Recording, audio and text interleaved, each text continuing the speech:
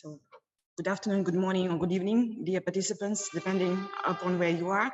So we're continuing our conference, and I'm welcoming you to our next panel, where we have representatives or speakers from Qatar, United Kingdom, and Bangladesh.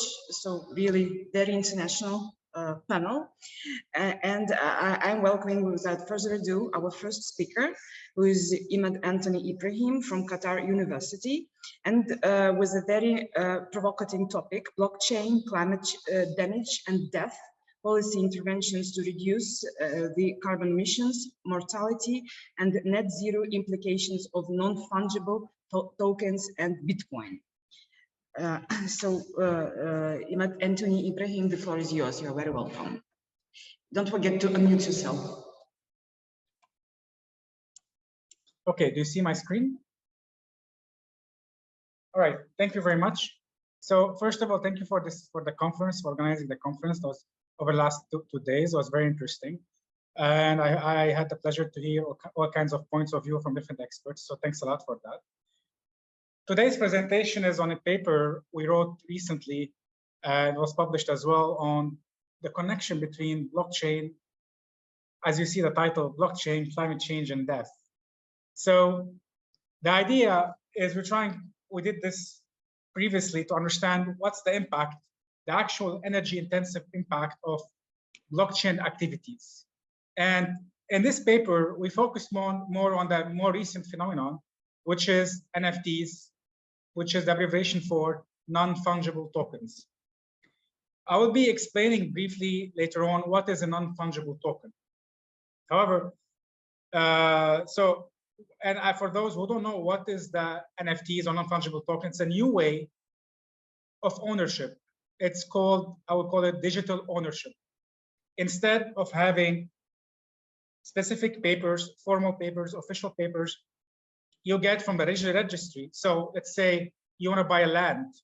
You go to the land registry in your country, you register the land, you buy it from the buyer, and you get the land.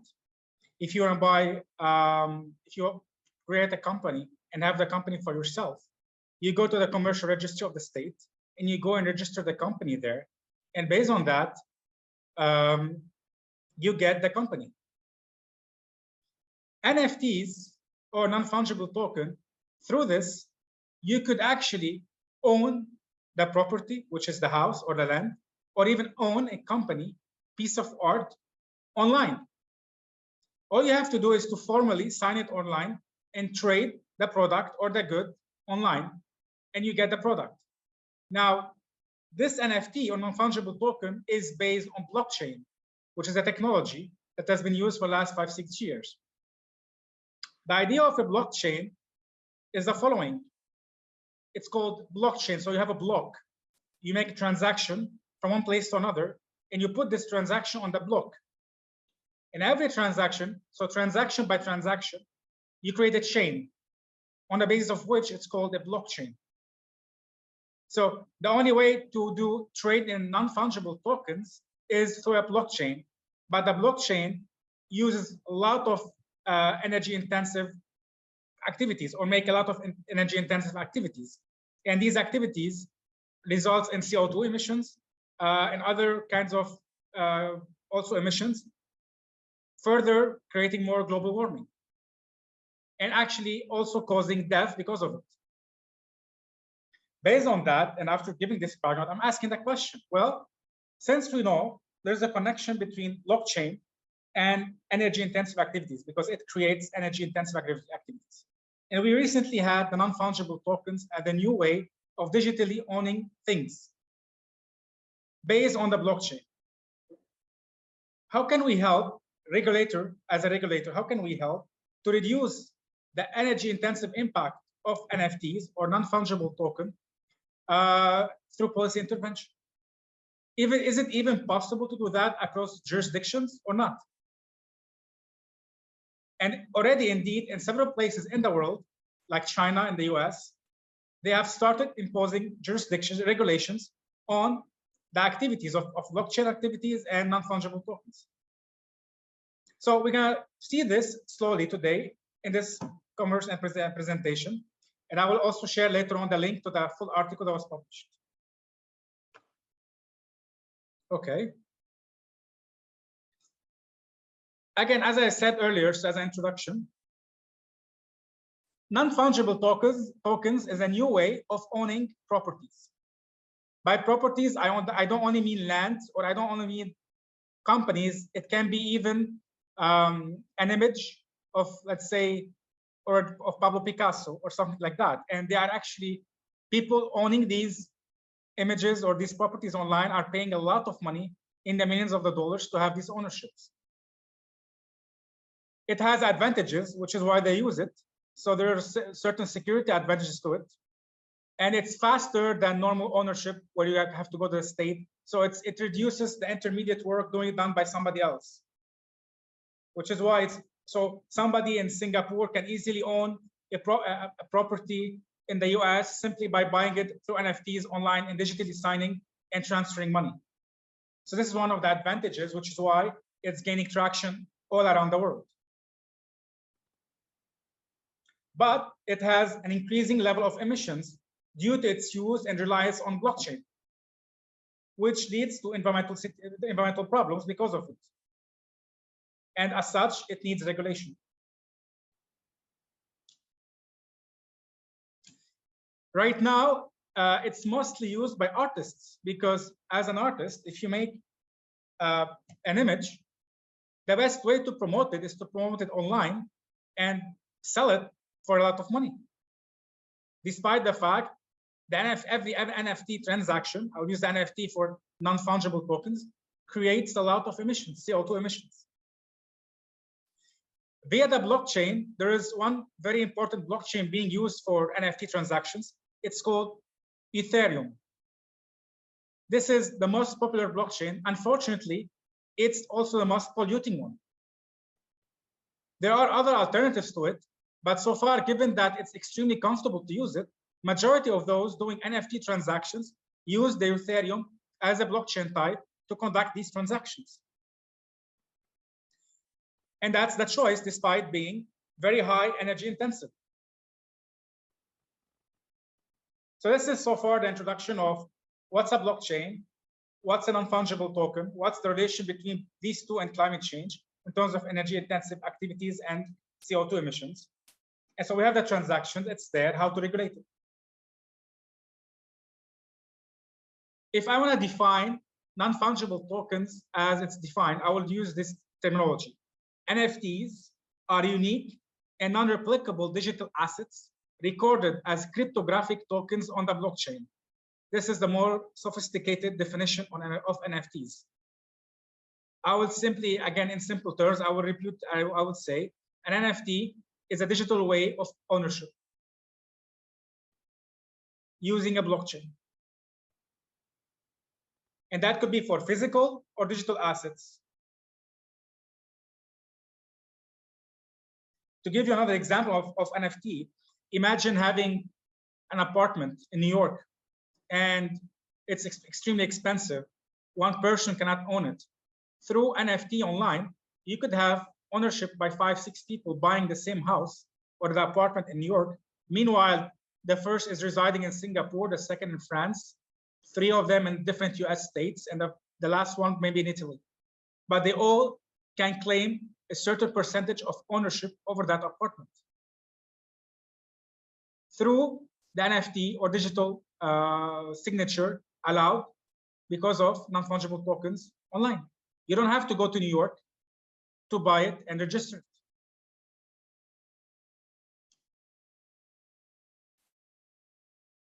As I mentioned, right now, the most important market for NFTs is the art market, because any person in the art industry doing photos or images or so it's more photos or images can sell it online and make a lot of money out of it.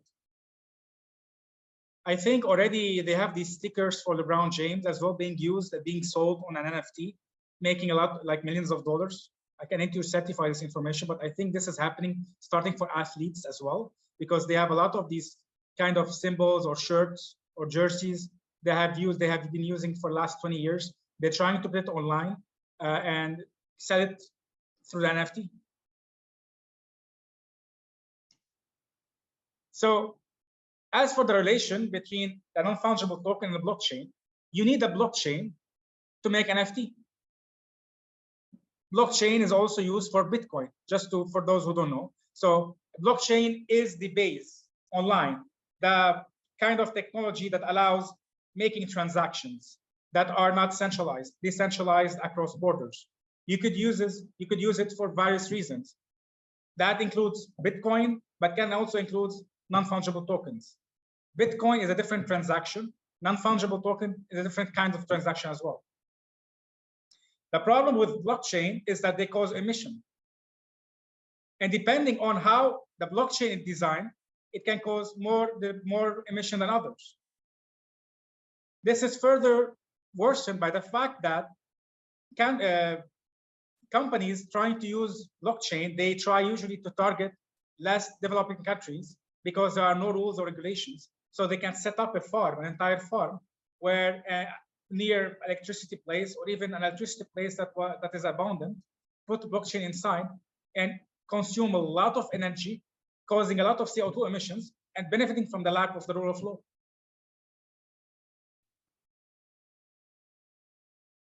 So why are these NFTs bad for the environment? Well, firstly, we have the energy intensive nature of blockchain technologies.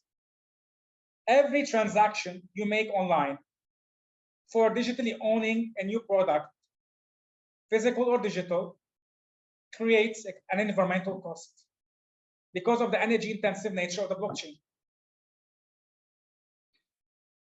Although there are smart contracts, so you have to, a smart contract is a contract made purposely just for the blockchain activities. So there are some sort of regulatory power or regulation between both parties, but it's outside the state. So they're using sort of smart contract for that. But still, just because you have a smart contract doesn't mean the environmental cost will disappear, because the smart contract is only to regulate the transaction, excluding the environmental cost. And of course, the greater the number of transactions, the more environmental cost, especially if you have mining devices, and depending on the amount of mining devices you have.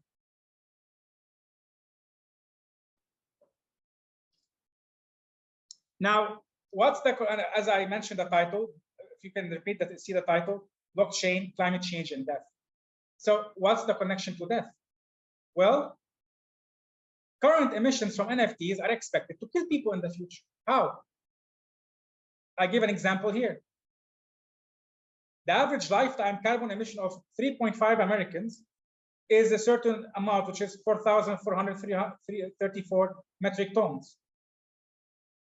If we make the calculations, it means that at least one person will be killed between 2020 and 2100 or more, just because of the emissions. And this is just taking the US context here and taking into consideration the current use of NFTs, so which is expected to rise in the future. And already NFT sales only in the US has risen from 1 billion to over 10 billion just in 1 year, in 2021. So more people are expected to die as a result of it because of the emissions being made by the blockchain. To which the connection in the title of the article, climate change, blockchain, and death. And with more months that goes on, with more NFTs transactions, we have further worsened environmental situations. Especially if we allow the free market to progress as it is, which is why we need policymakers to intervene to try to address this problem. So what can be done in this regard?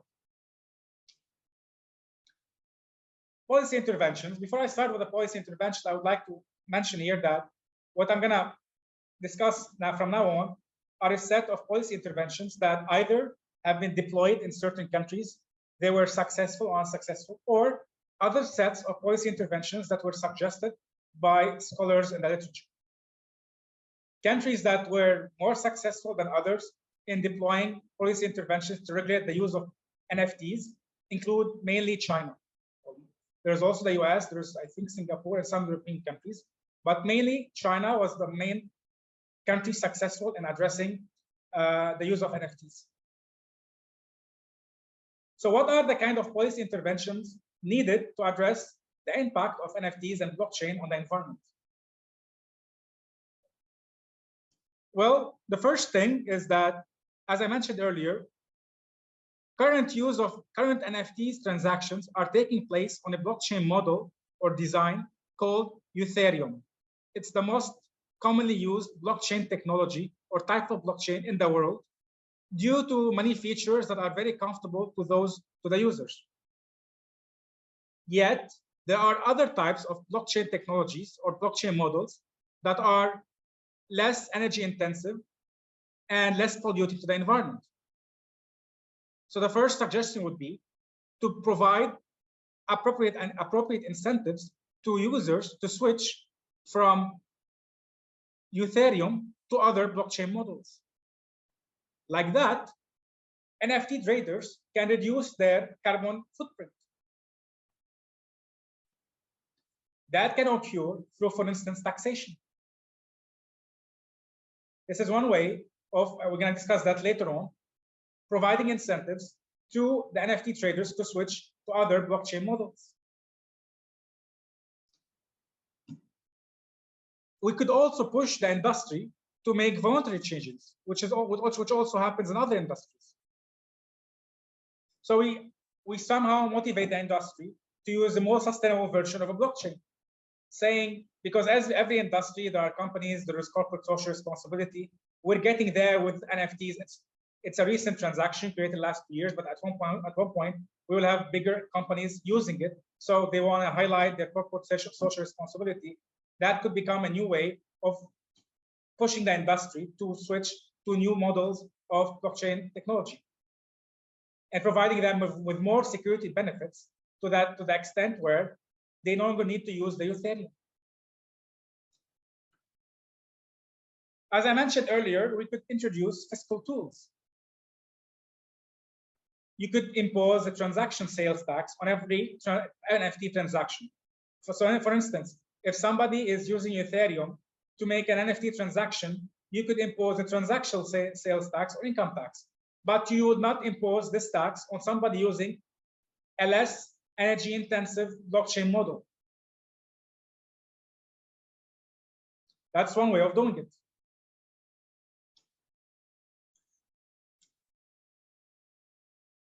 As I also mentioned, miners are targeting developing countries to establish their blockchain technologies. So we need more regulations, especially in less developing countries, targeting miners and financial institutions financing this kind of activities. Because to set up a blockchain farm, you need capital to buy the machines, and you need a land. You either own it or you buy it. Maybe you could take money from a financial institution as a loan, in the form of a loan, to set up the farm.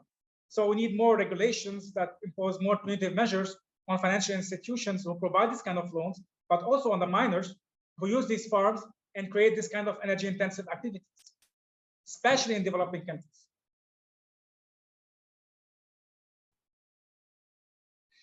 And the state could also use market-driven tools. So you could increase the cost of energy. So the bill for electricity for the farms could be increased so that the miner actually switches to renewables. Now that opens another sets of questions which are beyond the scope of this presentation. For instance, should NFTs and blockchain remain really unregulated across borders, or should be given only to the jurisdiction? Because if you switch to renewables, these activities are no longer energy intensive, or they no longer pollute substantially the environment. So that creates other questions. Should these activities be regulated more, or the blockchain, especially because it's decentralized? What's the extent of the state regulation of this decentralized activity? Should we impose taxes on them? But these are food for thoughts for other conversations and other debates.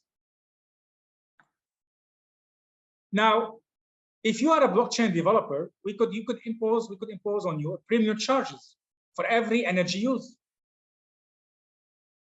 We could push the industry to develop more efficient mining devices through taxes, for instance. And and similarly to other activities, we could put a requirement on the person or the user to provide the data for the state concerning his or her carbon impact from the use of these activities.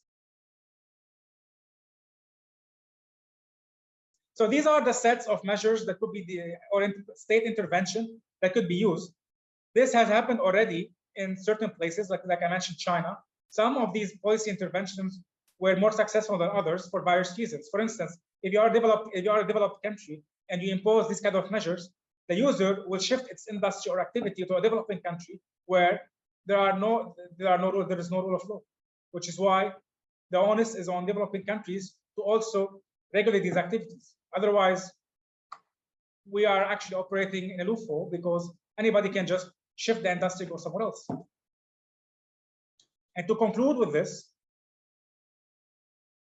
so there are the policy interventions. They have been tried in certain places. We need more policy interventions and more practical in more practical areas to understand their impact, and actually more suggestions. This is because the environmental impact of NFTs is there, and we need to regulate it or even reduce it. Further, we need international coordination, in the sense that we need international regulations, because these activities happen across borders. And so far, we only have state jurisdiction activities, although the majority or a huge amount of NFT transactions happen across borders. Thank you very much, and I'm looking forward for your feedback and questions.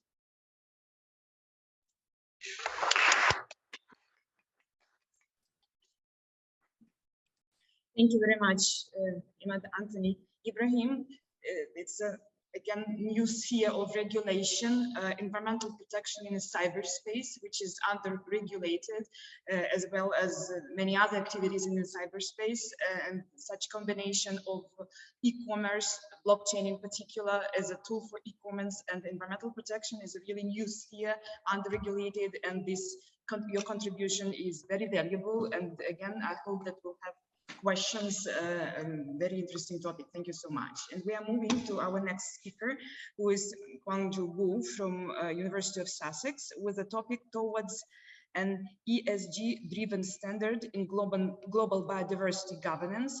Is corporate mandatory due diligence a cure in supply chains? So the floor is yours.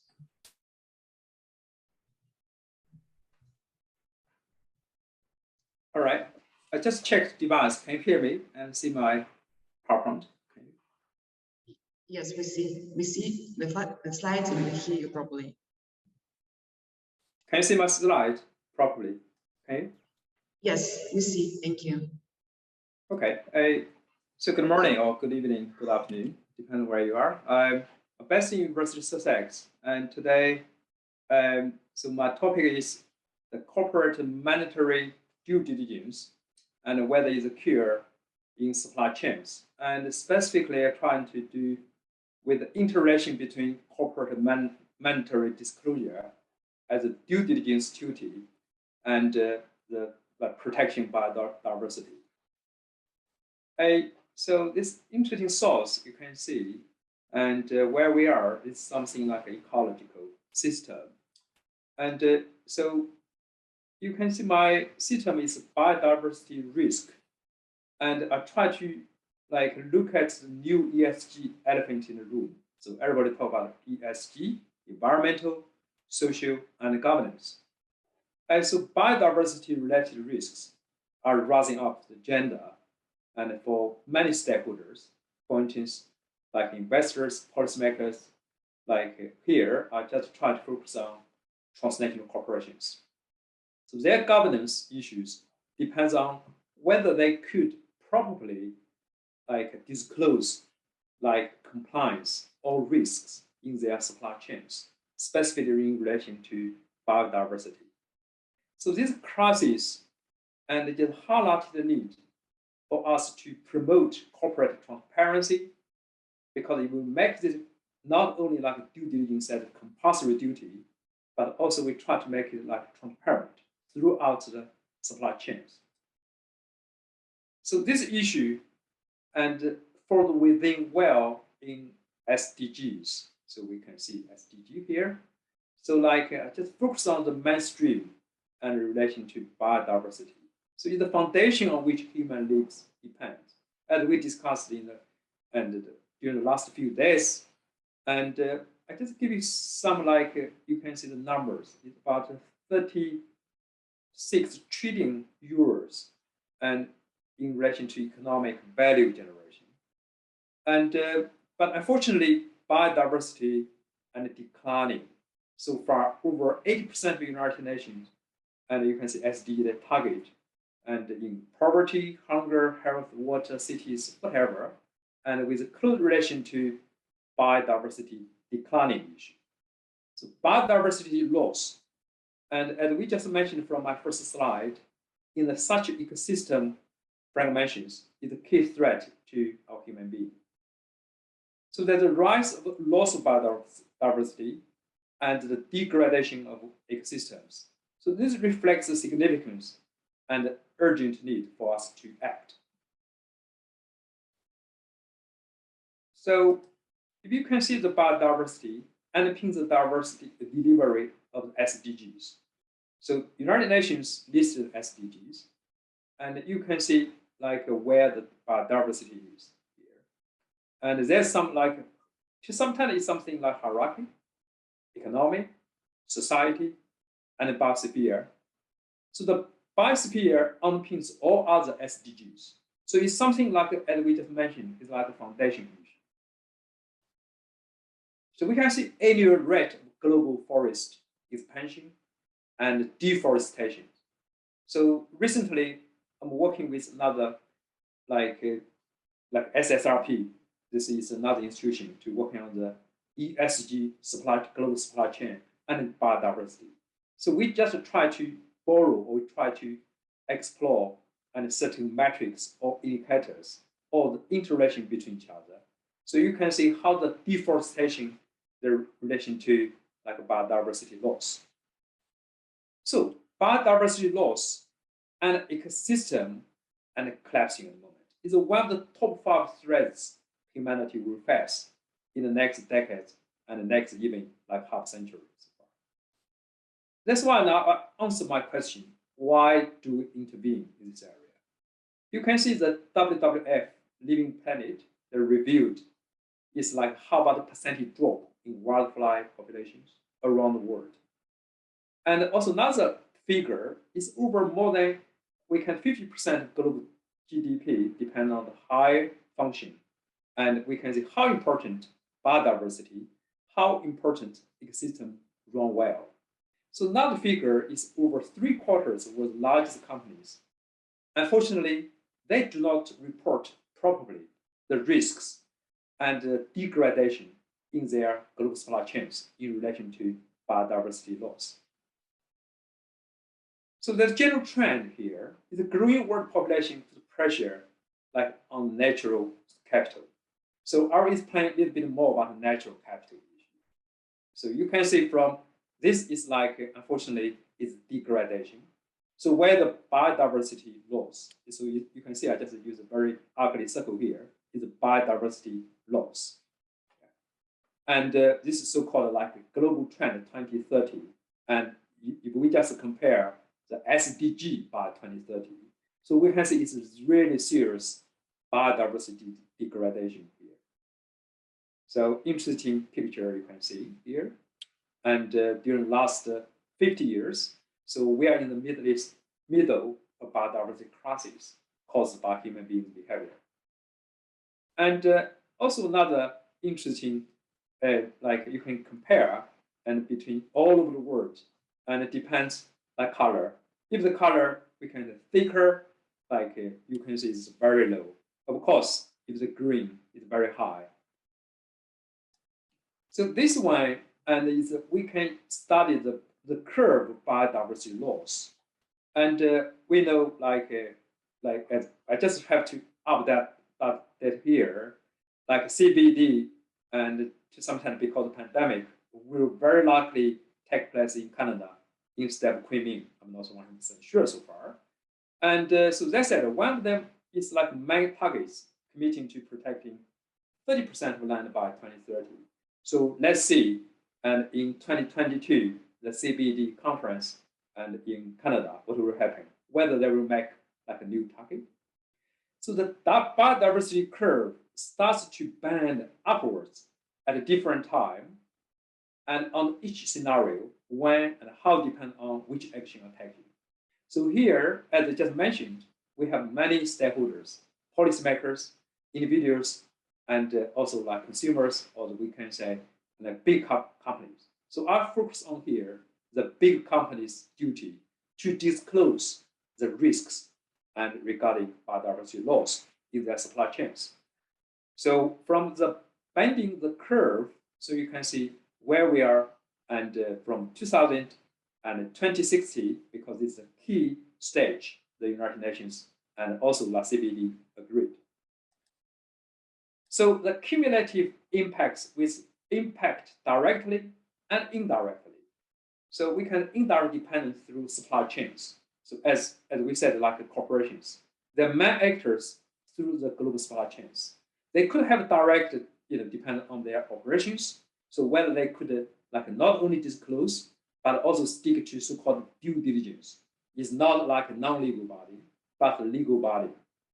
So investors, step by step, we can see from financial institutions, from investors, from other like stakeholders, they will put more and more pressure on those big companies, try to address their biodiversity loss and ecosystem degradation, and across their global value chains and so on. So the corporate key risks from biodiversity loss. So these are our key emphases from my discussion today. So biodiversity loss presents critical financial and economic risks. So which means now we just try to bring the biodiversity loss and to the profit to the future of multinationals, because they are under pressure and imposed by other stakeholders, not only public actors, but other financial institutions and so on. So in this case, corporations should seek new ways to tackle the systemic risks and so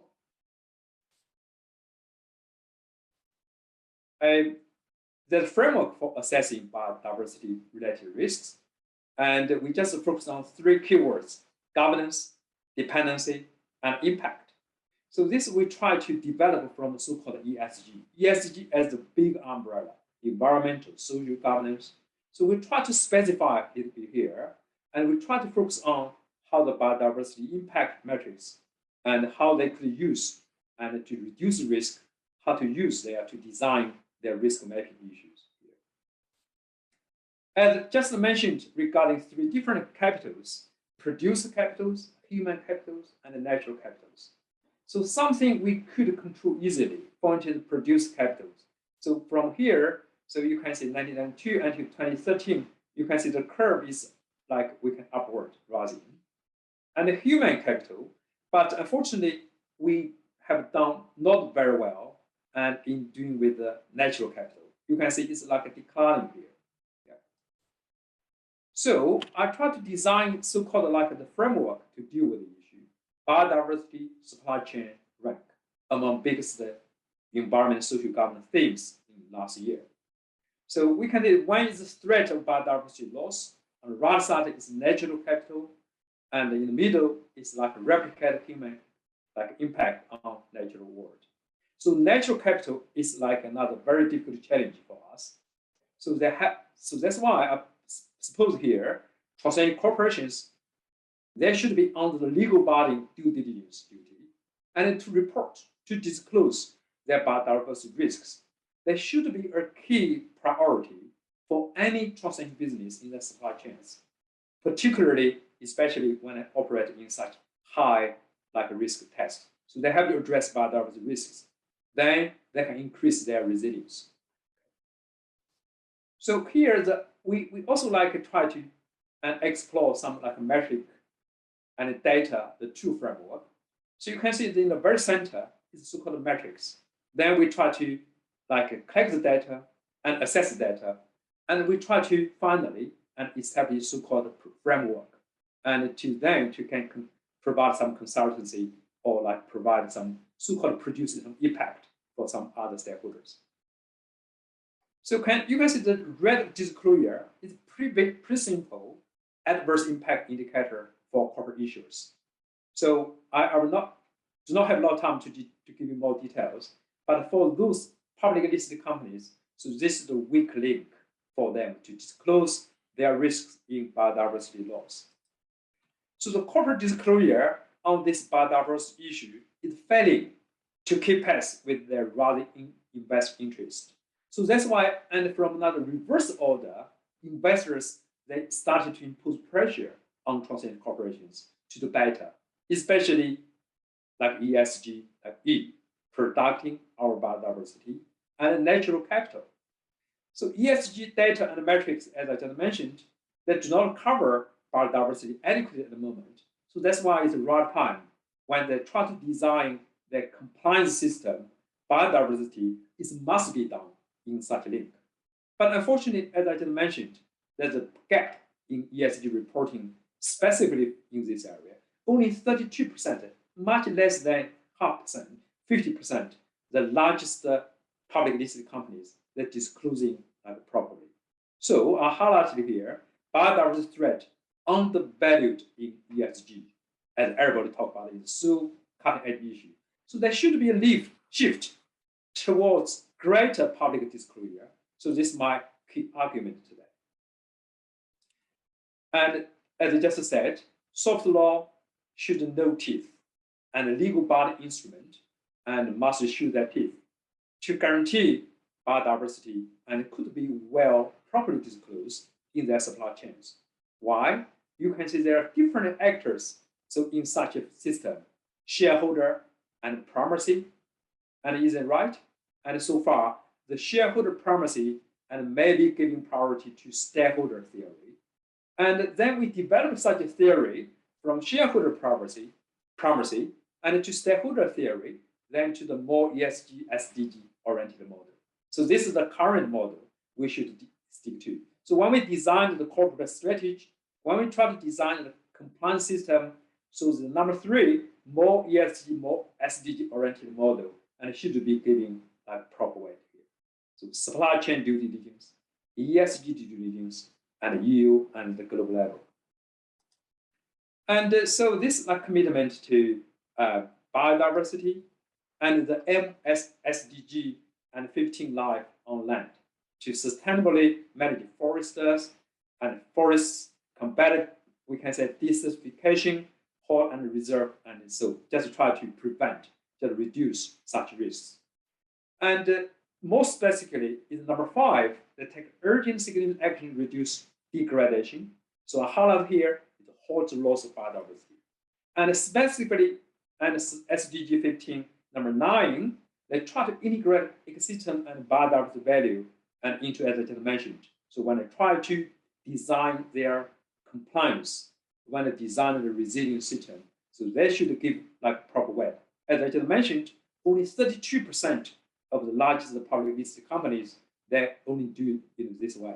But the majority of public listed companies, they are failing to do this at the moment. So also, very quickly, we can see United Nations Convention, as just we said, CVD. And what will happen in 2022 in Canada? So let's see how about whether they will adjust the certain very realistic target and so on. Transform biodiversity conversation into an engine of growth. I think is quite self-evident here. And global reporting initiative, and we could, as we just mentioned, legally binding instruments are really, really important. But sometimes the soft law, they could make sense, especially strongly encourage some countries. So if they're not in the right place and to, we can say, import or to pass certain laws. But the soft law, and it could be another option here. Okay. So the theory of change is complementary to a supportive 2030 agenda for SDGs. So we try to push for this target to be met legally binding with a clear milestone. So we have to strike a balance. On the one hand, we highlight like so-called due diligence, legally binding. On the other hand, also we should promote like soft law approach. An approach with teeth, we can say EU, as it's very famous, like we can say recently, they just put forward so-called like a due diligence, like a legally binding, we can say now it's become law. Yeah. So United Kingdom last year, an Environment Act in Section 103 specifically highlight biodiversity reports. So I believe in the next few years, and the biodiversity report, so must be a legally binding duty with due diligence. It's legally binding, not soft law anymore.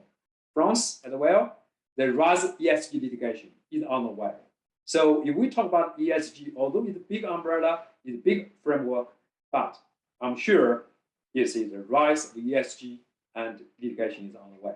So the transnational corporations, they are, we can say, just subject to such a risk, ESG litigation, especially as we discussed about diversity. So my last one, if I just try to summarize or conclude, ecosystem restoration and resilience, streamlined biodiversity in transnational corporations' decision making when they design their compliance ecosystems. From macro level, they have a secure commitment to global target of net zero by 2050. Of course, depending on different countries, like China could make the target different state, different country. And from macro level, so like especially from transnational corporations, they have to adjust their strategies to address the risks that we discussed through my paper. So last but not least, the value supply chain and we have due diligence strategy, they must be properly integrated in their biodiversity report in the overall like corporate strategy. So thank you very much. I hope it will not be so like the time. Okay, right. So thank you very much. Thank you very much. Actually, your presentation goes very in line with what was presented by Professor Edelman and Professor Holtz during the first day of our conference. They criticized the CBD Convention for its non-eco content, more anthropogenic approach to preservation of biodiversity, and you presented strong evidence, so many concrete data that strongly supports their presentation as well. Thank you so much. And now we are moving to our third speaker, Abdul Alim from University of Rajshahi from Bangladesh, and his presentation is on legal aspects of recycling responsibilities for e-waste, especially photovoltaic waste. Very interesting. So again, we are moving to something untangible, but topic is very specific, and very looking forward for your presentation. So the floor is yours. Okay, thank you. Thank you so much. And I am from Bangladesh. And I would like to express my profound gratitude to University of Messina and West Virginia University, and surely Palau Farah and the chair Daria background. And I'm so delighted to see all of the distinguished guests in the seminar of Liberalism and Ecology in the Anthropocene. My mind-bloggingly blazer is that huge global biodiversity, the air we breathe, the water we drink, and the food we eat, everyone eventually reckoning on biodiversity. Every one of the millions of species is unique, a nature work of art that can't be recreated if once it's lost. So actually, from the background of law, I would like to say the law is not like a mausoleum. Even it is not like an antique to be taken down, to be admired, and to put back on the shelf. It is rather like an old vigorous tree, having its root in history and continuously it is changing with the social norms and concepts and values. So this is my immense pleasure and privilege for me, and I would like to share a few words. And the title is Legal Aspects of Recycling Responsibility for E-Waste, especially photovoltaic waste. Nowadays, we have all heard the name the solar panels. These are composed of photovoltaic cells. In a word, it says PV cells, and that convert sunlight to electricity. When these panels enter landfills, then valuable resources go to waste. And because solar panels contain toxic materials like lead, and that can leach out as they break down, and landfilling also creates new environmental hazard. Through the solar panel generation has massive value throughout the globe, but still is a source of harmful effect on our daily life. A solar panel is essentially made up of several sheets of silicon crystals that called cells. And even cell making up a solar panel is like a sandwich by an aluminum and glass layer. Together, they form the energy producing components that convert sunlight into electricity. The worldwide solar panel, the PV waste is anticipated to reach between 4% to 14% of total generation capacity by 2030. And it will rise to over 80%, and that around 78 million tons by 2050. Therefore, the disposal of those things, the PV panels, will become a pertinent environmental issue in the next decade. So eventually, there will be a great scopes to carefully investigate on the disposal and recycling of PV panels ending of lives. This research and this article like to share on solar panel recovery is facing many problems, and we need to further develop economically feasible and non-toxic technology. It is found that proper PV waste management can unlock a large stock of raw materials and other valuable components. The United States of America, the European Union, Germany, and also the United Kingdom have policies on recycling of PV photovoltaic waste. In Bangladesh, there are no laws or rules for proper management of electronic waste. Bangladesh is a densely populated country. There ought to be space for enough landfills for proper disposition of this huge amount of PV waste, and the passage of the time, these wastes are produce harmful effects on human and environment hazardous situation. And the government of Bangladesh has approved renewable energy policy in 2008 and has set up some target to generate 5% electricity by 2015 and 10% by 2020 from renewable energy sources. Using the solar PV to power mini grids is an excellent way to bring electricity access to people who do not live near power transmission lines. As you know, this country is surrounded with a lot of rivers. Around more than 400 rivers are flowing in this country.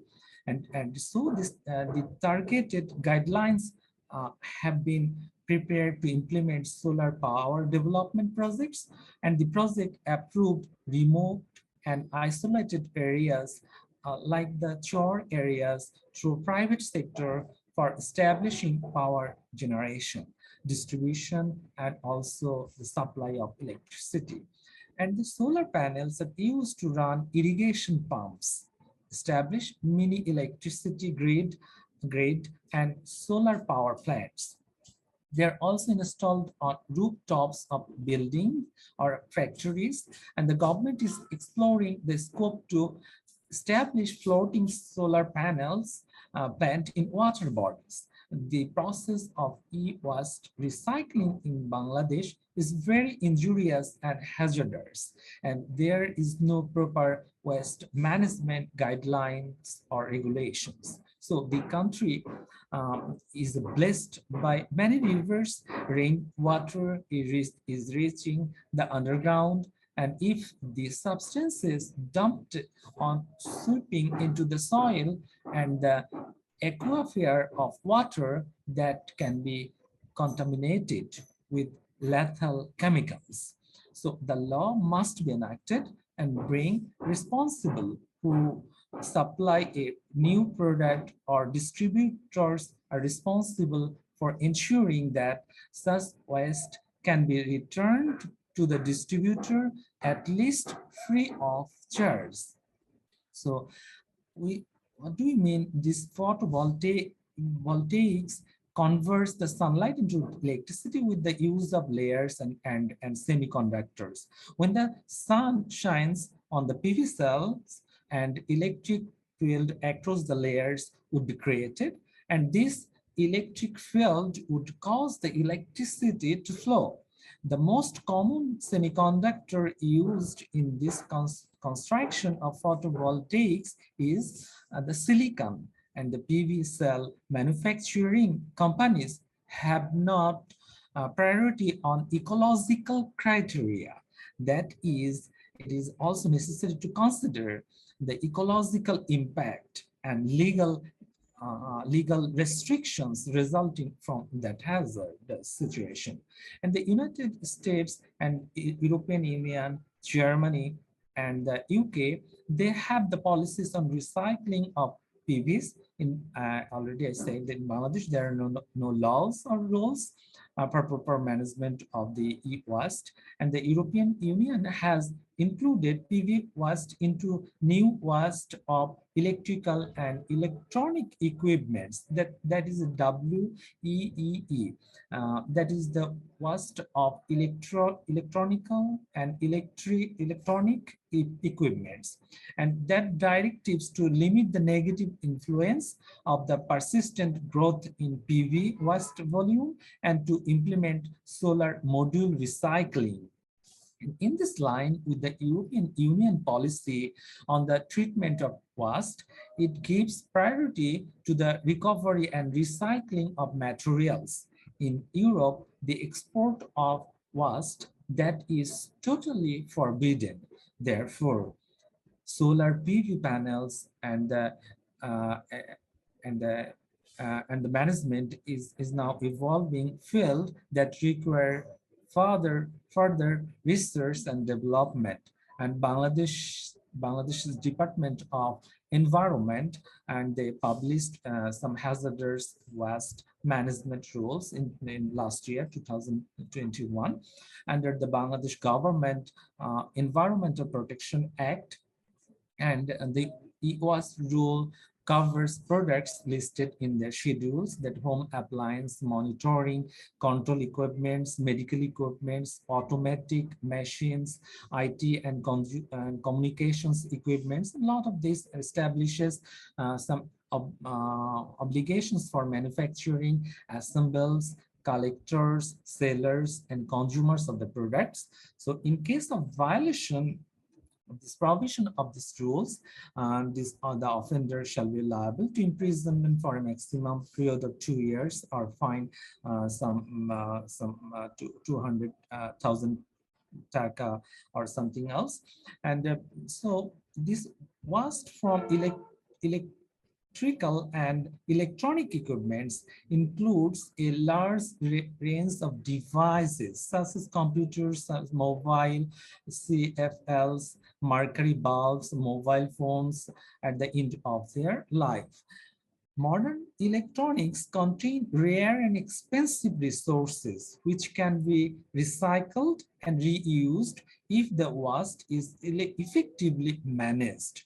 So repair and customers don't know, and the people don't know. They're not aware of the things. And so heavy metals contained in a mobile set, and thus these are unaware of waste management and dumping of it. So 73% of repairer dump their rejected mobile sets in the storerooms, and it was found that 40% of consumer dump rejected sets anywhere and everywhere of home. So most of the consumers are more or less unknown regarding containing mercury of CFL bulbs. 50% of the customers dump the rejected bulbs to dustbin.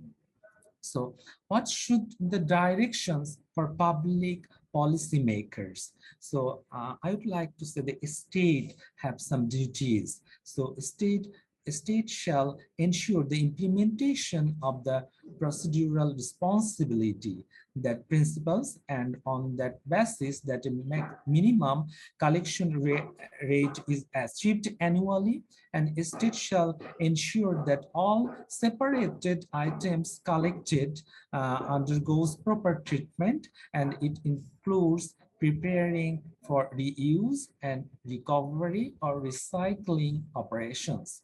And it shall ensure that producers provide at least for the financing of the collection, treatment, recovery, and environmentally sound disposal of that WEEE from private household arena. And the producers must show purchasers at the time of scale of new products the cost of the collection, treatment, and disposal in an environmentally sound way. So the awareness must be circulated among private households not to dispose of WEEE as unsorted municipal waste, and to collect such WEEE separately. Moreover, inform them the potential effects on the environment and human health as a result of the presence of hazardous substances of those electronic things. So this is from my side. Thank you so much for patient hearing. Thank you so much, sir. Thank you very much. Yes, channeling responsibility for environmental harm is one of the most controversial issues. Thank you very much for your intervention and contribution into this specific sphere of international environmental law. And now we are moving to the Q&A session. There is one online question, and what about offline ones? Yes, Chamo, you're welcome. So, come here. And so we start from the questions from the audience, and then we'll move to the online questions, right? Okay. Thank you. Thank you, Daria. I'm going to exercise self-restraint and keep myself to just one question because we are running a bit late. And in the process of triaging which question I should ask, I decided on the basis that I know Imad, so I'm going to write to him and ask him questions about his really, really thought-provoking presentation. I have a question for... Hi, Imad. Nice to see you. Lovely to see you. To Jing Xiubu, I'm sorry, I know the pronunciation is wrong. So this question relates to a couple of legislation in the UK. Section 172 of the Companies Act of 2006, which is about the disclosures in relation to environmental social responsibility, and the corresponding sort of public power to request for disclosures under the Climate Change Act of 2008, so the adaptation reporting power. So here we've got public law coming to disclosures, and then you have private law also setting up disclosures.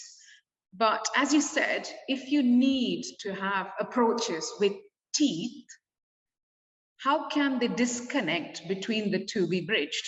Because, for example, at the moment, the way the ARP or the adaptation reporting power is being exercised in the UK, for political reasons, they're not even requiring a disaggregated reporting of scope 1, scope 2, scope 3 emissions. So we don't even know exactly what the company's emissions are in these cases. Then how do we actually address the bigger issue of reduction of emissions and whether they are double counting and whether they are offsetting unreasonably as well? So a whole host of issues start coming out when we look at it from that point of view, kind of defeating the whole purpose of the Climate Change Act. And also the Paris and the NDC commitments are in jeopardy because of this reason. So my question is, how can public law and private law work effectively? And we can already see a gap over here. Any thoughts you might have on that? Thank you. Thank you. Thank you very much, Chamu. Any other questions? Okay, then I'll abuse my right of the moderator and put a question for our final speaker of the conference, for Mr. Abul Alim. So in terms of environmental protection, do you think electricity should be considered as a good or as a service? I mean, it's a debate. How should we treat electricity, whether it is good or a service? But in terms of environmental protection from harm caused by electricity consumption, what do you think, which approach is better in terms of environmental protection? And also we have one online question to Imad. From Emmanuel Abingurin. So the question is, I was wondering whether you can resolve my doubt and skepticism about NFTs and blockchain. What tangible benefits does a buyer get from this type of transaction? How does this add value to environmental science? How is this not a clever deceptive practice that will put the security of global monetary system into deep trouble, as in the past similar practice? I hear you, however, I'm afraid I'm not convinced. So also, I would like to ask our speakers to answer in the order of their presentation and presentations, and I'm welcoming our first speaker, Imad, to answer the question. And then Mr. Bu, and then Mr. Ali. Yes, Imad, the floor is yours. Thank you very much. Thank you, Imad, for the question. Your question is a set of questions that requires an entire PhD to even try to answer these questions. So I'm going to be extremely brief as much as I can. First point, I am not promoting NFTs or blockchain technology. I simply, as a regulator, I recognize that it's there as technology. Am I skeptic of it? Of course, like I am skeptic of every technology, of anything that tries to decentralize transactions, including blockchain. Now, the question is, how do you look at it? It's there to stay. It's not going to disappear. I have two ways to look at it. One way is to pretend it doesn't exist and act as though the state and the banks and the intermediaries are there, and that's pretty much it. But that's not the case. We have Bitcoins, we have cryptocurrency, we have blockchain, we have NFTs. They are there and they're not going to go away. And most probably the next 5 to 10 years, we will have more of these kind of technologies. So what's the solution? Pretend they don't exist? No, the solution is to be skeptic about it, to understand its risks and try to regulate it. That's the best thing we can do as regulators. Do I like the fact that we have these new technologies? Absolutely not. In the sense that I see the risks of them, and we're not yet even get to the metaverse, for instance, which is now emerging. So like the things are going at an extremely rapid pace that we're not even able to catch up with the new technologies. Like we're discussing blockchain and NFTs. We have metaverse. Probably in 1 year only, we will discuss the use of the selling of NFTs on a metaverse. What am I supposed to do as a regulator? Pretend that these transactions are not happening? I cannot do that. And we don't even know what's next in the next couple of years. So metaverse, NFTs, blockchain are here to stay. And we as regulators have to deal with them whether we like it or not. That's the first part of the question. Tangible benefits, if there were no benefits, they would not use them. The idea is of it. So the idea of a decentralized technology is that you don't need the government, the state to do anything. If I take the example of trade finance and blockchain, who are the intermediaries? The banks. You remove the banks from the equation, you have a faster way of regulating, faster way of transaction. So you put all the information on a blockchain. To give you how things are even going further, right now we are discussing the use of blockchain for water management at the transboundary context. Why? Because you have different data between governments concerning a river or concerning groundwater. Now, these data, there is a problem with transparency and data sharing. A decentralized blockchain, you as an administration in, I don't know, in France, you could access the blockchain, see all the data concerning the state of the water resource in Belgium, the river coming from there to France, without having to discuss with the administration and ask them for prior approval and official approval and sharing of data. Same can happen with the French counterpart. And all this are on a blockchain that is safe and secure. So there are tangible benefits, but they're not regulated. So the question is, how do you regulate it? And they are there. So are they prone to corruption? Are they prone to being stolen? Yes, of course. That's why we are here as regulators, to regulate it and use this as a new way of cybersecurity. There are cybersecurity threats as well. Yes, but we already see, for instance, one way to reduce the environmental impact. If you have people discussing, you want to discuss topics related to climate change.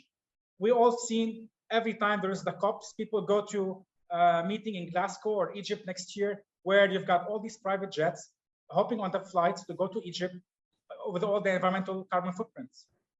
You could now, with the use of metaverse, have all of these people in one place to discuss climate change in COPs. How much carbon emission you would reduce by using metaverse? That's one way of good use of the metaverse, for instance. So there are more questions on that. Environmental science, how does it add value to the environmental science? It's depending on the way you use it. If you use it for environmental good, for the good being of the environment, for instance, in this case, trying to make meetings using the metaverse, you reduce the environmental carbon footprint. Of course, you could use it only for money making and increase it. So it depends on the way you use it. Is it a deceptive practice of global? I hear you. I'm not saying you should be convinced. I am not convinced of many things, but I think you're talking more about the monetary side of it more than actually the environmental side of it. Do I think cryptocurrency is real currency? I don't know. I don't see it as real currency. Maybe it is. You've got investors, you've got stakeholders. They invest. One day they become billionaires, and the second day they lose all their money. So this means that cryptocurrency is not real. It's deceptive. But once the state starts to regulate it, it's no longer deceptive. But it's like the stock market. Cryptocurrency is the stock market. So I'm afraid you're confusing crypto with NFTs. An NFT is a transaction to buy a good or to buy a property. Cryptocurrency is different. It's the money. You're switching money to money. Here we're talking about transaction. Can there be deception? Yes. You could pretend, for instance, that you have an original Picasso image you want to sell using an NFT. You can do that. It may not be original. Who can prove that this is original? I have no idea. But you could do deception, of course. But that's different. So there is a difference between using blockchain as a new model of currencies or use it for transactions, because both are potential. Both are being used for. So the blockchain is not only for cryptocurrency or deception. It's also for making transactions. In many cases, there are advantages for these transactions, but there are also risks, of course.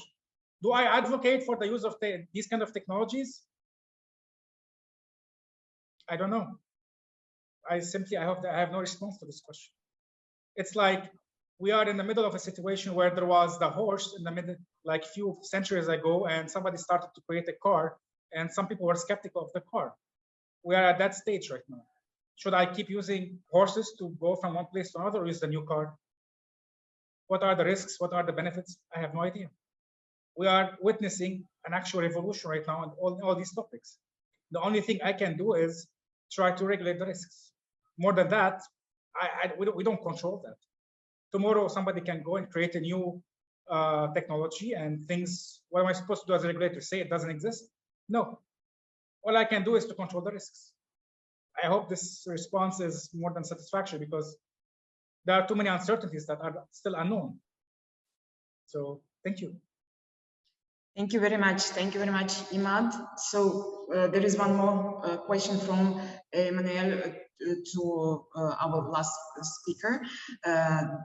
Do you not think that it is best to frame the policy on this at international level instead of domestic law, individual state level, given their duplicity in practice? So thank you for the question. And now we are moving to our second speaker, Dr. Booth. The floor is yours. Me? Oh. Yes. All right. Sorry. Okay. I think. Thank you for this question. It touched on many very sensible issues. So I'm aware of the time limit. So I just very quickly to wrap up the question. And so yes, and in 2013, I went to Delhi, New Delhi, in the Delhi University. I gave a talk. At that time, the audience asked a question regarding the CSR issue. So to my surprise, in 2013 corporate law, Indian corporate law, and Indian has already incorporated corporate social responsibility into like Indian corporate law. So at that time, and they were very proud. They said, look, and we might be the first country to incorporate CSR into our national corporate law. So at that time, UK, definitely not at that time. And as you just mentioned, the United Kingdom, they revised corporate law from 1925 to 2006 corporate law.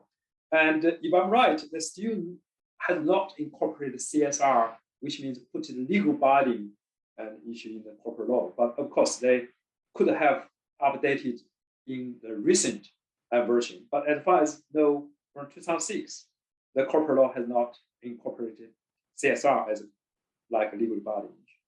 And very quickly, the second point, I always think there's like some like interest balance issue. So from the legislators' perspective, from state perspective, they have to be very careful and to make a very proper balance because they don't like to, to have some chilling effect on those actors, of course, including like a very giant, very big corporations.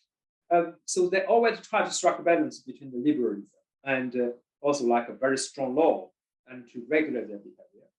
And I'll give you a quick example, for instance, modern slavery law, 2015. It's not something environment, but it's something like human rights, labor, and modern slavery law 2015. So you can see the UK's approaches are very mild, very mild. It's not like with very strong teeth and to regulate corporate actors. And another issue also I want to share with you is recently, United Kingdom, they have overall like a review is corporate criminal liability. So corporate criminal liability is a really, really important issue. And you can see the corporate criminal liability during the last even 100 years in the UK. And now, and it's the first ever like overall, we can say like a review. So from these two examples, we can see, and the United Kingdom at least is always try to strike a balance. They try to avoid to like have a certain chilling effect and to limit, to just restrict corporate behaviors. On the other hand, they try to follow so-called ESG, CSR, or like we can say SDG duties. The third one, and I just mentioned the EU. So EU has taken lead to some extent. I believe everybody knows like GDPR. So to some extent, in substance, is really important, and in the globally is something like standard when we try to do with privacy issue, private data. So in this like a corporate behavior, as we discussed the environmental, social governance area. So EU also takes lead. They have recently and released so-called like a due diligence issue. And very lastly, regarding the public law and private law, conceptually speaking, so whether we can understand this way, it's like whether at the international level or global level, and they could be some very strong legal body act or laws. And there's another law similarly to this area. It's transnational corporations, obligations, and human rights. But everybody can see during the last 10 years, there's still nowhere. So we can see how difficult it is for us to have a global international consensus. And in this area, we can see specifically biodiversity. So I just wrap up my discussion. One, so regarding the compliant cost, any new law, new regulation, new revision, so they could increase like compliant cost. So this is from private and corporate interests. Second point, regarding global competitiveness, this to some extent is like a national interests. So that's why we always can see they need to strike a balance between at least the three interests. One is like a state interests. Number two is like a corporate interests. Number three is a public interest for everybody. And we discussed about biodiversity. This is public interest for everybody.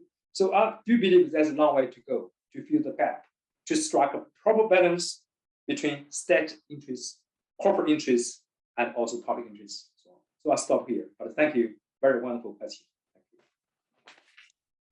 Thank you very much. Thank you very much. And now we're moving to the answers of the final speaker of this panel. So, Mr. Ibrahim, the floor is yours.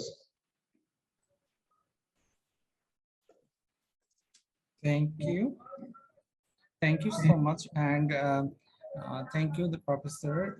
And the question is that an international level and the domestic level, I think we should make similar laws because the world is now a global world. So if one part of the world and the people suffer, then whole part of the world will suffer.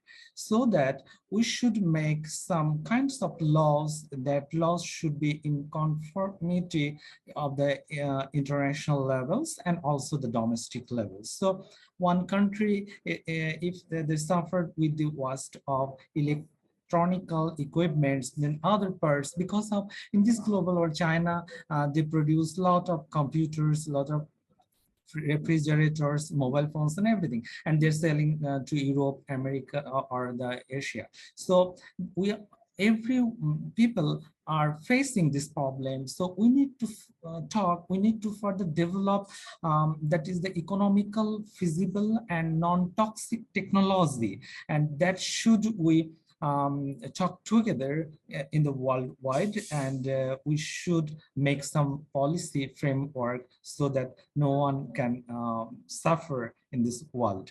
And actually, I skip a lot of things that we in our everyday life, we're using a lot of household appliance like refrigerator, freeze, like washing machines, like clothes dryers, dishwashing machines, like cookers, electric stoves, electric hot plates, and microwaves, and a lot of things, and every thing has some negative impacts. So we need to think, we need to minimize how to dispose this WEEE in the form of unsorted municipal waste to ensure that correct treatment of all the collected waste, and to achieve a high level of separate collection of this waste. And I think the law must be enacted and bring responsible to them people who supply a new product or who are the distributor. They are responsible for ensuring that such waste can be returned to the distributor at least free of charge. So I'd like to mention some kind of medical hazards that is forming with this e-waste, containing that mercury and brain disorder, kidney, renal, or neurological damage leading to even to death. And the other bad side of this, the metal, the lead, are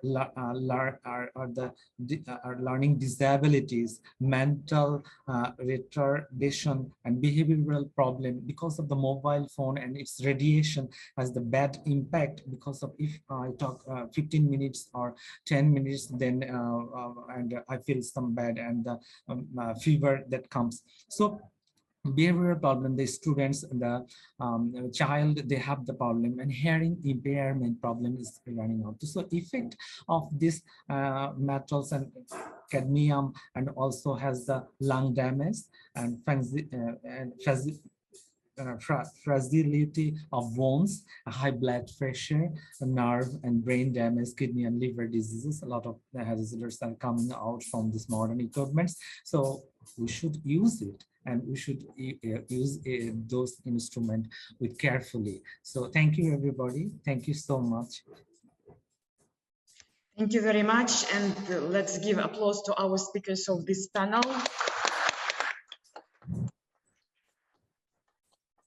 Thank you so much. So I would like to thank to all the speakers on behalf of the organizers and on behalf of the offline participants for their contributions and fruitful afterwards discussion. And I would like to close this panel and to welcome Chamu Kupuswamy to chair the next final panel of our conference here.